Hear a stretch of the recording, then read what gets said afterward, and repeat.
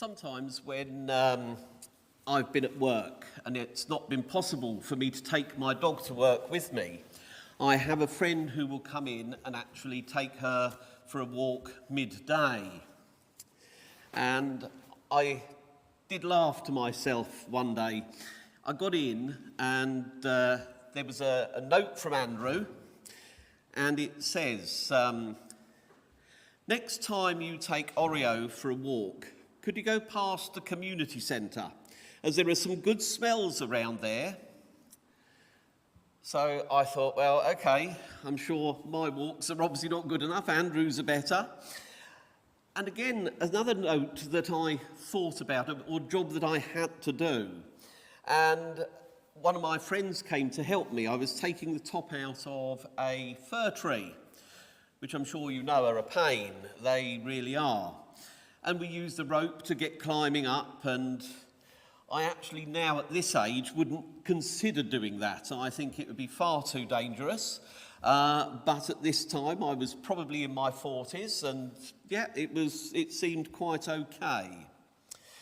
And my mate left me a note in the pub a few nights later that said the rope was leaving the message. It said the rope enjoyed its outing and would rather like to go on a height climbing exercise again if we could arrange it. Well, are these messages true or not? The answer is obviously no, because a dog and a rope cannot leave a message. But we need to know whether messages are right or wrong.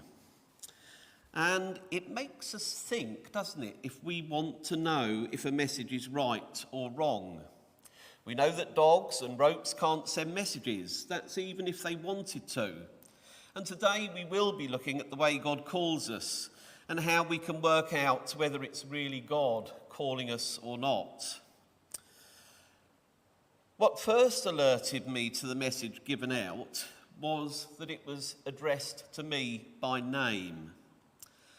And when God calls us, he does get our attention and he speaks directly to us.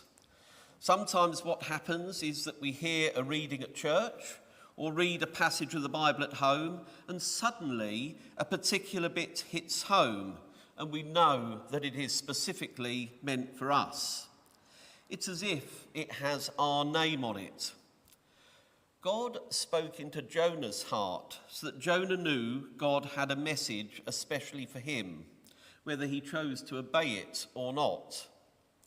Later on in our gospel reading, the fishermen heard Jesus calling directly to them as they worked in their fishing boats. So one thing we can learn about God's call is that it does feel personal to us. The next thing to look at is this, the sort of message that God would give. With our messages from the dog and the rope, we knew they didn't really ring true, so we could laugh at the messages and not take them seriously. But what other things might make us suspect that a call is not from God at all? Well, if it's to do with anything unkind, violent, selfish, greedy, lazy, deceitful or evil, then the call we think we are hearing is definitely not coming from the God of truth and love. But if we feel that God is calling us to do something loving, selfless, thoughtful, kind, courageous, honest or good, then it is likely that God is speaking into our hearts and that we should listen to him carefully. Then what? Well, the first time Jonah heard God, he chose to run away from what he had asked him to do. And that ended up with him being tipped overboard and swallowed by an enormous fish. The second time God called Jonah, he chose to do what God wanted him to do, even though he really didn't want to do it very much. When Andrew and Simon Peter, James and John heard Jesus' calling, they got up straight away. They left everything and followed him to do what they were being called to do.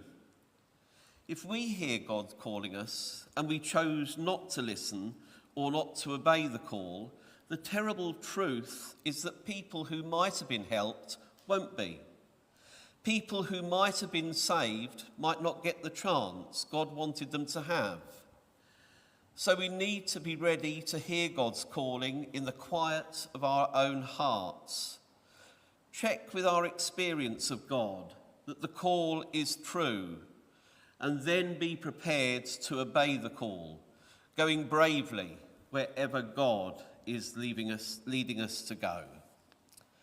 Amen.